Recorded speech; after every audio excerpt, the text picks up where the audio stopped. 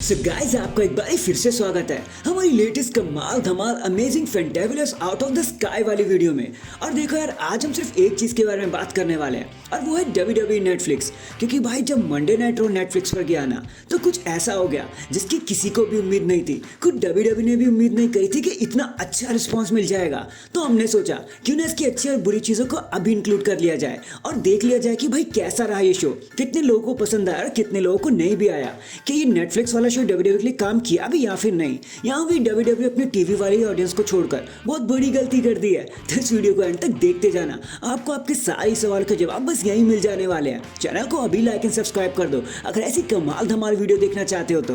और हाँ, बाकी का हाल इंट्रो के उस पार। एंड नाउ आप देख रहे हैं रेसलमैनिक्स एंड सब्सक्राइब करना तो बनता है। तो गाइस देखो, सबसे पहले मैं आपके कुछ सवालों के जवाब दे देता हूँ कि देखो, रॉ नेटफ्लिक्स पर चला गया तो इसका मतलब ये भी नहीं है कि आप टीवी पे कभी देख ही नहीं पाओगे। देखो मैं बताता हूँ क्यों। WWE की जो डील है ना, वो 2025 अप्रैल या फिर मार्च के आसपास है। तब तक तो WWE को अपने प्रोमिसेस पूरे करने ही पड़ेंगे, अपना शो दिखाना पड़ेगा टीवी पर। तो आप नेटफ्लिक्स वाले कुछ शोज एंजॉय कर सकते हो, मतलब एटलीस्ट मार्च तक। उसके बाद सारा सीन, फिर चाहे रेसलमेनिया हो, समर स्लैम हो, सर्वाइवर सीरीज हो या फिर कुछ और, भाई वो सीधा चला जाएगा नेटफ्लिक्स पर। आपको सब्सक्रिप्शन लेना पड़ जाएगा। तो इसी के साथ चलो देख लेते हैं मंडे नाइट रॉ का हाल क्या रहा।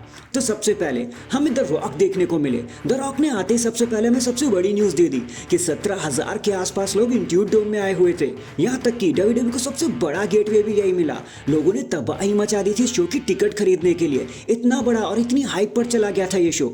जैसे ही ट्रिपल एच ने हमें प्रॉमिस किया था ना कि वो हमें रेसलमेनिया वाली वाइब देने वाले हैं, बस कुछ वैसे ही उन्होंने डिलीवर करके दिया। भाई दिल को खुशी मिल गई। लुक एंड फील इतनी कमाल की थी कि एक पल के लिए तो यही भूल गए थे हम लोग कि मंडे नाइट रॉ देख रहे हैं या फिर कुछ और देख रहे हैं या फिर कोई बड़ा पेपर व्यू देख रहे हैं। एकदम लेवल पे हो गई थी चीजें। उसके बाद एक बहुत ही कमाल धमाल चीज बताता हूँ। हम हमेशा रोते रहते थे ना कि यूएसए नेटवर्क पर रेटिंग्स नहीं आती या फॉक्स नेटवर्क पर रेटिंग नहीं आती। तो इस बार WWE मंडे नाइट रॉ और नेटफ्लिक्स को मिले हैं 4.9 मिलियन की रेटिंग। जी हाँ दोस्तों, ऑलमोस्ट 5 मिलियन की रेटिंग। और हमें नहीं लगता कि पिछले 10 साल में इतनी बड़ी रेटिंग, 10 साल भी छोड़ो, पिछले 20 साल में इतनी बड़ी व्यूवरशिप WWE को कभी मिली होगी। भाई कमाल कर दिया WWE ने। आज सोशल मीडिया पे आप जहां देखो, ट्विटर, इंस्टाग्राम, फेसबुक, स्नैपचैट या कहीं भी, हर जगह सिर्फ WWE नेटफ्लिक्स की बातें हो रही हैं। ये पार्टनरशिप इतनी बड़ी हो चुकी है। और तो और एक चीज मैं आपको बहुत बता दूं, Monday night raw number 1 trend कर रहा था ट्विटर पे। यहाँ तक कि आज हर सोशल मीडिया पे, चाहे वो कोई और ही चैनल क्यों ना हो, चाहे वो मूवी का चैनल हो चाहे कोई और, हर कोई इस शो को कवर करने के लिए लग रहा था। इतना बड़ा ये शो हो गया, इतना बड़ा क्लिक बेट बनकर आया ये वाला show. John Cena, Undertaker, Hulk Hogan, हर कोई हमें शो पर देखने को मिला। WWE ने जितनी मेहनत हो सकती थी सारी कर दी। भाई स्टेज पर चैंपियंस बैठा दिए, स्मैकडाउन के स्टार्स बैठा दिए, जो भी पॉसिबल थे सब बैठा दिए। हॉलीवुड स्टार बुला दिए, NBA स्टार बुला दिए और the music sensation Travis Scott भी हमें देखने को मिले। और बीच में एक अमेजिंग चीज हुई जिसने रूथलेस एग्रेशन को एक बार ही फिर से लाकर खड़ा कर दिया। आपने नोटिस किया होगा कि जब WWE अपने नेक्स्ट मंडे नाइट रॉ का स्लेट बता रही थी कि कौन से मैचेस होने वाले हैं, तो वो सारे मूविंग ग्राफिक्स वाले ही थे, बल्कि रूथलेस एग्रेशन से भी ज्यादा बेटर। मतलब क्या बोलते हो वो आप लोग, एकदम तड़का लगा के WWE इस ग्राफिक को वापस लेके आई। भाई मजा आ गया वो सब देखकर। एक चीज पर WWE से मिस हो गई यार, उन्होंने प्रॉमिस किया था कि वो ट्रेविस स्कॉट का थीम सॉन्ग दिखाने वाले हैं, तो हमें इंट्रो और थीम सॉन्ग देखने को नहीं मिला। अब शायद उसके लिए हमें नेक्स्ट मंडे नाइट रॉ का वेट करना पड़ेगा, क्योंकि इतना तो हमें पता चल चुका है कि मंडे नाइट रॉ की थीम सॉन्ग का नाम है 4x4। ट्रेविस स्कॉट ने उस सॉन्ग को बनाया। अब देखते हैं अगले हफ्ते जब इसका इंट्रो हमारे सामने आएगा तो चीजें और म्यूजिक कैसा रहने वाला है। भाई कमाल धमाल कर दिया इस बार मंडे नाइट रॉ ने। और तो और भाई मैं आपको ये बताता चलूं, आज हर कोई चैनल, चाहे वो कोई भी चैनल हो यूट्यूब पर, हर कोई मंडे नाइट रॉ को कवर करने में लगा हुआ है। इतनी हाइप पर चला गया ये शो। चाहे कोई पॉलिटिशियन हो या कोई भी हो, सब इस शो को देखना चाहते थे, कवर करना चाहते थे।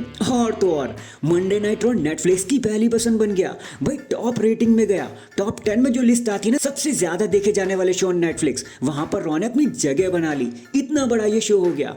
तो गाइज कुछ सोच कर ही ट्रिपल एस टीवी को छोड़कर नेटफ्लिक्स पे गए थे। उनकी जो प्रॉब्लम थी ना, भाई अभी रेटिंग नहीं आई तभी रेटिंग नहीं आई, भाई वो सारी रेटिंग एक सेकंड में नेटफ्लिक्स ने उन्हें दिला दी। और यही रीजन था कि क्यों WWE धीरे धीरे करके नेटफ्लिक्स पर मूव हो रही है। और रुको रुको रुको, जरा ये सोचो आप, ये तो मंडे नाइट रॉ था, Friday night SmackDown, elimination chamber, royal rumble, भाई वो सब छोड़ो, जब रेसलमेनिया नेटफ्लिक्स पे आएगा आप सोच सकते हो उसकी रेटिंग क्या होगी। भाई WWE 11-12 मिलियन पे पहुंच जाएगा उस समय तो। और तो और WWE यहाँ भी नहीं रुकने वाली। उन्होंने अभी हाल ही में एक और पार्टनरशिप कर लिया है ताकि घर बैठे लोगों को भी वो पूरा मजा दे सके WWE स्टेडियम का।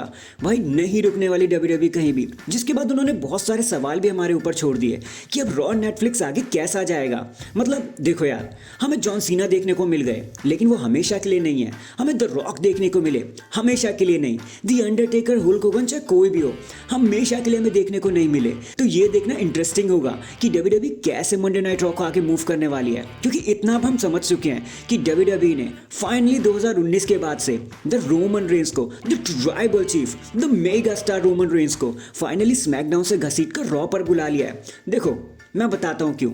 रॉ नेटफ्लिक्स पर गया है, भाई बड़े स्टार की जरूरत हो सकती है, और रोमन रेंस से बड़ा स्टार, रोमन रेंस से बड़ा ड्रॉ मुझे नहीं लगता कोई और होने वाला है। तो इसलिए मंडे नाइट रॉ पर उन्हें बुला लिया गया। अब देखते हैं उनकी कमी को कौन पूरा करेगा फ्राइडे नाइट स्मैकडाउन में।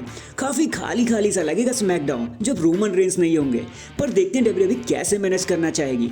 बाकी हाँ, जितना भी WWE ने प्रॉमिस किया था ना कि वो लुक एंड फील बदल देंगे, कमाल के मूविंग ग्राफिक्स लेकर आएंगे, या फिर वो कैमरा एंगल बदल देंगे, या फिर वो सिनेमैटिक व्यू लेके आएंगे, सब कुछ WWE ने ऑन पॉइंट हमें ला कर दिया। भाई एक पल के लिए तो मैं भी शॉक हो गया था कि भाई WWE ने ये क्या कर दिया। मैं आपको अपना पर्सनल एक्सपीरियंस बताता हूँ। यार जब से WWE नॉर्मल हुई ना, मतलब कोविड के आसपास से, तब से मैंने सुबह उठकर WWE देखना ही छोड़ दिया था। फिर चाहे वो स्मैकडाउन हो, चाहे मंडे नाइट रॉ हो। और मंडे नाइट रॉ तो मैं वैसे भी नहीं देखता था क्योंकि भाई ये करते कुछ नहीं थे और 3 घंटे का शो दिखा देते थे। लेकिन सिर्फ इस शो के लिए मैं सुबह टाइम से उठा, 6:30 बजे टीवी लगा ली और भाई 10-1 पर इस शो को एंजॉय करने लगा। इतनी हाइप बढ़ा दी थी ट्रिपल एच ने इस शो की, और ट्रस्ट मी, एक सेकंड के लिए भी माइक्रो सेकंड के लिए भी मैं डिसअपॉइंट नहीं हुआ। बाकी हाँ, सीएम पंक और सेथ रॉलिंस का मैच, मेरे को लगा था वो मैच ओपनिंग करेगा क्योंकि रोमन रेंस और सोलो सिकोवा वहां पर थे। लेकिन जिस तरीके से WWE ने सीएम पंक और सेथ रॉलिंस का मैच दिखाया ना, भाई टोटली अमेजिंग। और उसको जो परफेक्ट एंडिंग मिली, उसने तो भाई दिल ही जीत लिया। So that is it guys. अभी के लिए तो बस इतना ही। देखो आप मुझे बताना, आपको ये रॉ नेटफ्लिक्स कैसा लगा? आप कितनी उम्मीदें रखते हो इस शो से? आपको क्या लगता है आगे जाके रेटिंग कितनी और बढ़ने वाली है?